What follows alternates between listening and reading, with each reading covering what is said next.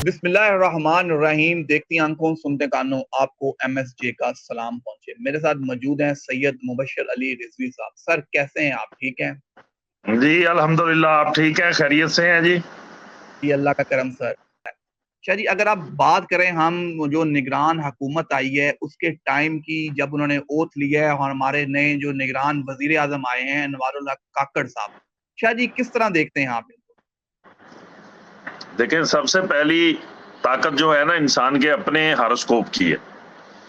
मैं हमेशा से शुरू से कहता हूं, जो ओथ का जायचा है, जो हलफ का जायचा है, वो इस हद तक आपके साथ अटैच होता है कि अगर वो अच्छे टाइम में है तो वो अच्छा टाइम आपको जरूर फायदा देगा, अगर वो बुरे टाइम में है तो वो फिर थोड़ा सा खराबियां पैदा करेगा। लेकिन सबसे बड़ी ताकत आपके अपने जायचे की है। अनवारुल हक काकड़ साहब हमारे निगरान वजीर आजम साहब आए हैं तो उनके जायचे में इतनी ताकत थी ना कि 10-12 लोगों को हाइड किया गया और इनको अचानक से लाके बिठाया गया। ऐसे ही तो वजीर आजम बनने के लिए आम ताम जायचे की जरूरत नहीं होती, जायचे में ताकतवर प्लैनेट्स का पीरियड चल रहा होता है, ट्रांजिट चल रहा होता है, तभी इंसान वजीर आजम बनता है, ठीक है ना। और जो ओथ का जायचा है, लोग इसके ऊपर पूरी तरह तवज्जो दे लेते हैं, यहां तक कि 99% इसी को रीड करके सारा रिजल्ट अखज कर देते हैं। मैं ऐसा बिल्कुल भी नहीं समझता। सबसे पहली ताकत होती है इंसान के अपने जायचे की, कि उसका जायचा उस वक्त क्या चाहिए। मैंने अनवारुल हक काकड़ साहब का विकिपीडिया पे बड़ा रिसर्च किया है, इर्द गिर्द रिसर्च किया। अगर किसी दोस्त है आपके पास उनकी डेट ऑफ बर्थ है तो मुझे सेंड करें, इंशाल्लाह उनका जायचा मैं दूंगा, लेकिन विकिपीडिया पे उनकी डेट ऑफ बर्थ नहीं मुझे मिली। अब आ जाता है उनका ओथ का जायचा, तो वो मैंने बनाया है जरूर, लेकिन वो मैं सिर्फ उसके ऊपर 30 से 40% पेशन गोई करूंगा कि लोग 30 से 40% जहन में रखें कि असरात पड़ेंगे, बाकी उनके अपने जायचे के हैं। अगर उनका जायचा मेरे सामने होता, मैं रीड करता और बताता आपको कि वो किस हद तक किस मामलात की तरफ जा सकते हैं।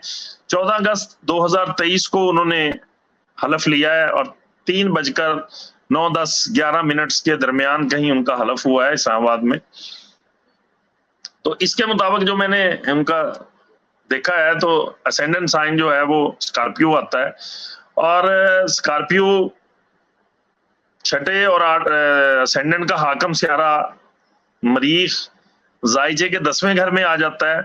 और कुछ प्लेनेटरी पोजीशन ऐसी बन रही है जायचे के अंदर जिसमें शम्स भी कमजोर हो जाता है, दूसरे घर का हाकम मुश्तरी जो है वो छठे घर में आके कमजोर हो जाता है, जबकि मार्स जो है वो इंतहाई कमजोर हो जाता है। बल्कि मार्स कमजोर नहीं हो रहा, मार्स बहुत से सियारों को कमजोर कर रहा है साथ में बैठ के। इसके अलावा 2 मेलिफिक प्लेनेट हैं, राहु और केतु, जिसे रास व जन कहते हैं, वो भी काफी घरों के ऊपर मेलिफिकेशंस डाल रहे हैं, लेकिन माइनर मेलिफिकेशंस हैं उनकी।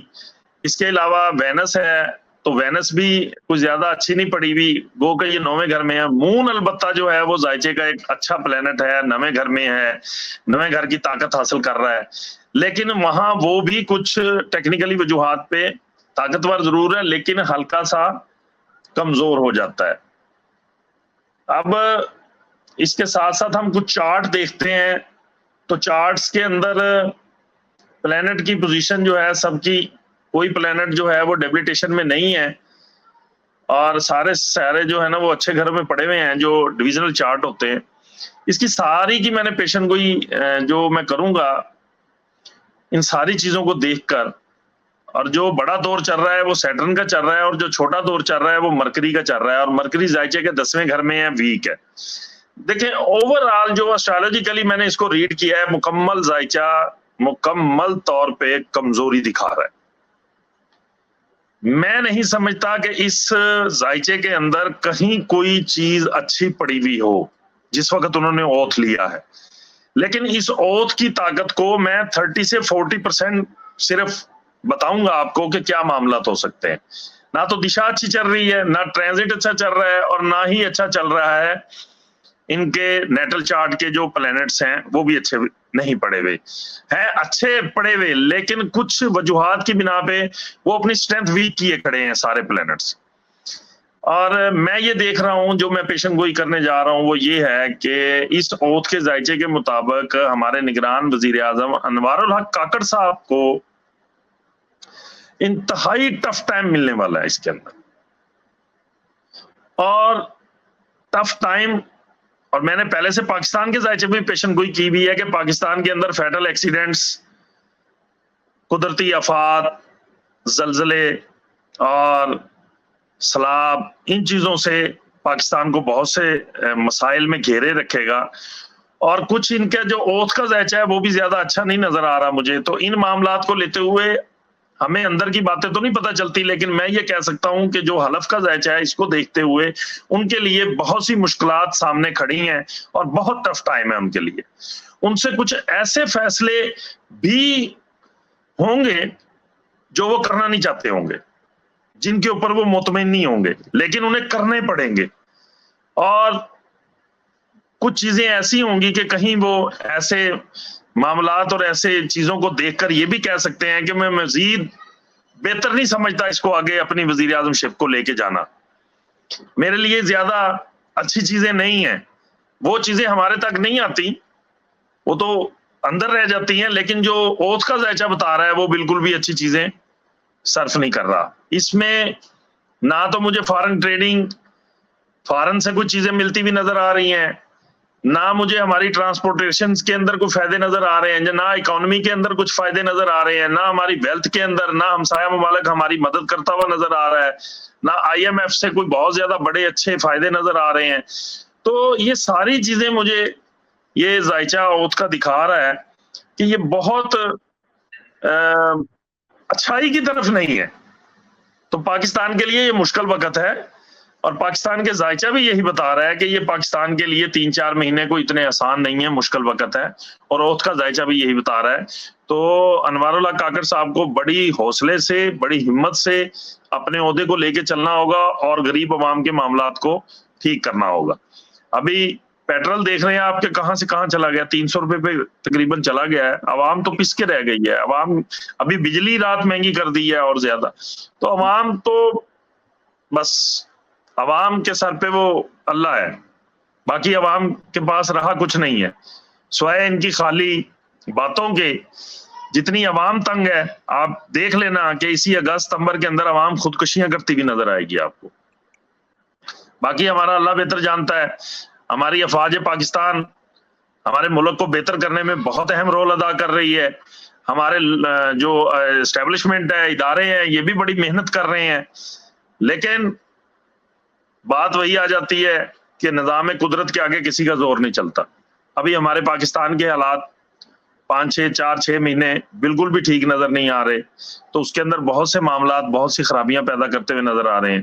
اور انشاءاللہ ایک ویڈیو آپ کے توسل سے بناؤں گا میں، اور سب سے پہلے میں پیشن گوئی کروں گا کہ اس سال کے آخر پہ یا جنوری کے شروع میں 2024 جنوری کے شروع میں پاکستان کے اندر کچھ ایسا ہونے جا رہا ہے جو عوام کو بھی پسند نہیں ہوگا، عوام کے لیے بھی نہیں اچھا ہوگا.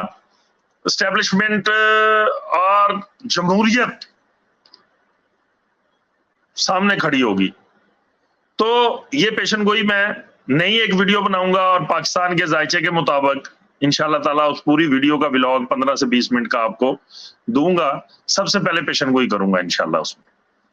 جی شاہ جی ضرور انشاءاللہ. اگر بات کریں، آپ نے پیشن گوئیاں کی تھی سیلاب کی، فلڈ کی، تو آپ کی پیشن گوئی وہ بھی ٹھیک ہوئی. اگر ہم دیکھیں ستلج میں پانی آ گیا، تو کس طرح دیکھتے ہیں آگے اس سیلاب کو؟ کتنی اور سیلاب یہ کارنامے دکھائے گا؟ پہلے اوپر سے مہنگائی اتنی ہے، آپ پیٹرول کی بات کر رہے ہیں، بجلی مہنگی کی بات کر رہے ہیں. کل یوٹیلٹی سٹور پہ آٹا مہنگا کر دیا گیا ہے، 20 کلو کا تھیلا 2500 روپے میں چلا گیا ہے. تو کس طرح دیکھتے ہیں پھر یہ سیلاب آ گیا، فلڈ آ گیا، تو کس طرح چلے گا آگے کام؟ دیکھیں جی، ابھی پاکستان کے ذائچے کے مطابق میں نے آپ کو پہلے بتایا کہ پاکستان کی دشا بدل چکی ہے. اب پاکستان کے ذائچے کے مطابق جو ہے یہ چیزیں ابھی تو 6-7 مہینے مجھے بہتر ہوتی بھی نظر نہیں آ رہی. میں پھر آپ کے چینل سے پیشن گوئی کر رہا ہوں، اور میری پیشن گوئی کو آپ یاد رکھیے گا کہ پاکستان کے لیے 5-6 مہینے انتہائی مشکل ترین مہینے. فلڈ میں نے اگست کا بولا تھا، جی جی، اگست میں ہی فلڈ آیا. اور فلڈ 35 سال کے بعد سب سے بڑا فلڈ آیا ہے. آپ اس چیز کے شاہد ہیں. آپ جس ایریاز میں رہتے ہیں وہ ایریاز پوری طرح ڈوب چکے ہیں. ایسا ہی ہے. اور 10 سے 12 فٹ اونچا فلڈ آیا ہے. اور دریائے ستلج میں کبھی آج دن 35 سال ہو گئے تھے کہ لوگ آباد ہو گئے تھے, لوگوں نے سوچا تھا کہ یہاں کچھ نہیں آنے والا, وہاں فلڈ آ گئے. پھر فیٹل ایکسیڈنٹس آپ دیکھ لیں کہ اکثر فیٹل ایکسیڈنٹس ہو رہے ہیں, ویگنوں کے ایکسیڈنٹ ہو رہے ہیں, بندے مر رہے ہیں. ٹھیک ہے, ابھی ٹرین کا حادثہ ہوا تھا, اس کے علاوہ زلزلہ بھی آیا تھا. یہ ساری چیزیں میں نے بیان کی بھی ہیں. یہ پاکستان کے لیے 5 سے 6 مہینے بالکل بھی اچھے نہیں ہیں. اور اب جمہوریت کے لحاظ سے میں بتاتا چلوں کہ پاکستان کے اندر پاکستان کی جو وینس کی انتردشا چل رہی ہے اور اس کے ساتھ ساتھ زحل کی انتردشا ختم ہو چکی ہے. اب مرکری کی انتردشا شروع ہو چکی ہے پاکستان کے زائچے میں. مرکری پاکستان کے زائچے کے 6ٹھے گھر کا حاکم ہے, پاکستان کے جو زائچہ میں نے بنایا ہوا ہے. ٹھیک ہے, اب 6ٹھے گھر کا حاکم مرکری جو ہے وہ تیسرے گھر میں پڑا ہے. اب تیسرا گھر جو ہے وہ جمہوریت کو رول کرتا ہے, اور 6ٹھا گھر جو ہے وہ ینگ لوگوں کو رول کر رہا ہوتا ہے. 6ٹھا گھر میڈیا کو رول کر رہا ہے. 6ٹھا گھر یونیورسٹیز کو رول کر رہا ہے. ٹھیک ہے جی. اب جب ان چیزوں کا تعلق تیسرے گھر میں جا کے مرکری کی دشا شروع ہوئی ہے, تو اب میں آپ کو بتا رہا ہوں کہ ینگ لوگ آگے آنا شروع ہو جائیں گے سیاست میں. میری بات یاد رکھنا آپ. ٹھیک ہے, اب ینگ لوگ آگے آنا شروع ہوں گے.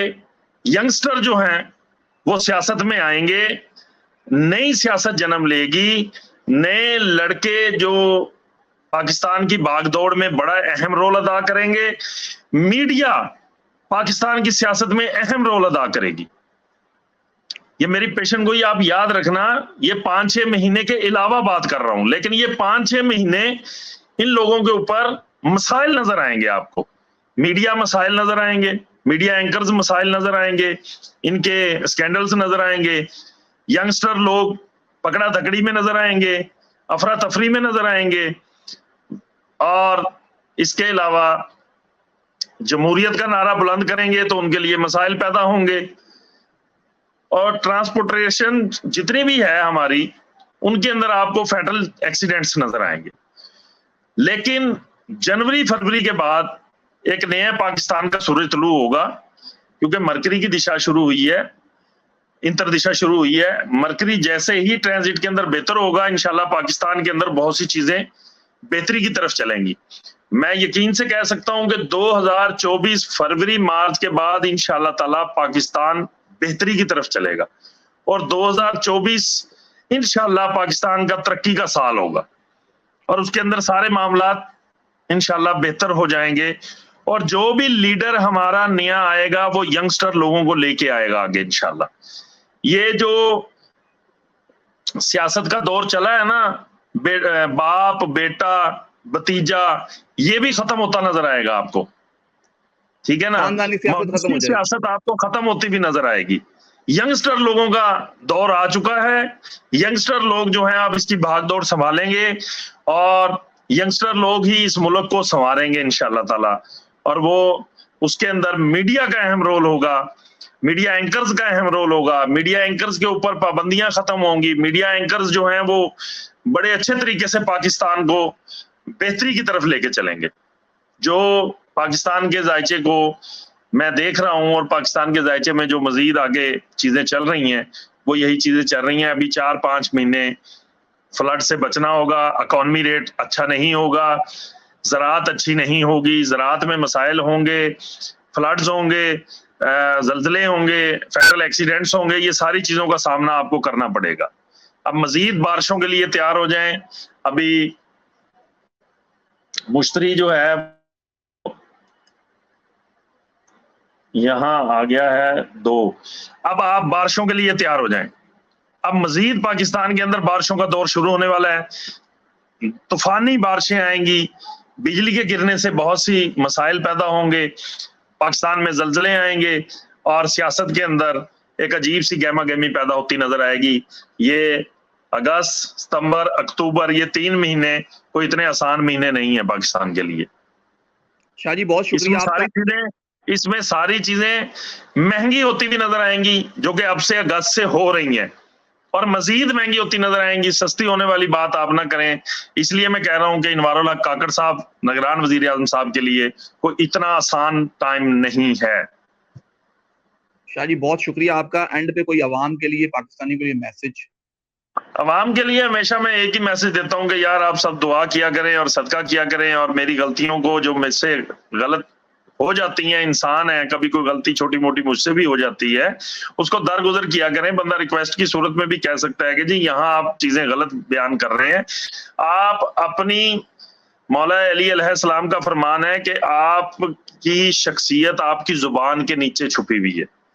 جب آپ کسی کے لیے، میرے سے تو کچھ غلط لفظ ادا ہو گئے ہیں چلو، لیکن جب آپ نیچے لکھتے ہو تو آپ اپنے لفظوں پہ بھی غور کیا کریں کہ آپ کیا لکھ رہے ہو، ٹھیک ہے نا. تو اس لیے آپ ایسے لفظ ادا کرو کہ کسی کی دل آزاری نہ ہو. میرے سے جو ہوتی ہے میں معذرت خواہ ہوں. اور دوسرا، پاکستان کے لیے میں پہلے بھی بتاتا ہوں کہ آپ ریمیڈی کریں، پاکستان کا نام لے کر صدقہ بدقہ ضرور کیا کریں. کچھ بھی صدقہ دیں، 10 روپے کا صدقہ دیں، ضرور دیا کریں. یتیم کے ساتھ، یتیم کے سر پہ ہاتھ رکھا کریں، یتیم کے لیے بہتری پیدا کیا کریں. اور اس کے علاوہ سب دوست سب سے پہلے پاکستان کی خیر مانگا کریں. پاکستان کی خیر ہو، پاکستان آباد و شاد رہے، ہماری آرمی آباد و شاد رہے. ہماری آرمی ہمارا فخر ہے، ٹھیک ہے. اور ہمارے لیڈران ہمارے سربراہ ہیں. جو ہماری جمہوریت ہے وہ ہمارے سر کا تاج ہے. تو ہمارے لیڈروں کے ساتھ انصاف ہونا چاہیے، ہمارے لیڈروں کے ساتھ پیار محبت سے پیش آنا چاہیے. ایسی سختی یا ایسے معاملات کو درگزر کر کے آپس میں پیار محبت میں بیٹھ کر ملک کو چلانے کی صورتحال پیدا کرنی چاہیے. اور عوام سے استدعا ہے کہ وہ بہت ہائپر نہ ہوا کرے، صبر کریں.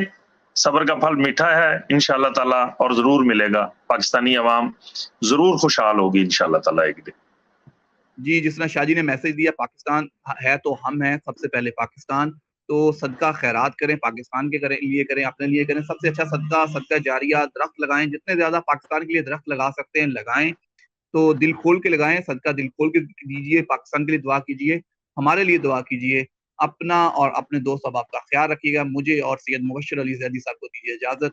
اللہ مبشر علی رضوی، جی سید مبشر علی رضوی صاحب کو اور مجھے دیجیے اجازت. اللہ حافظ. بہت شکریہ، تھینک یو سو مچ.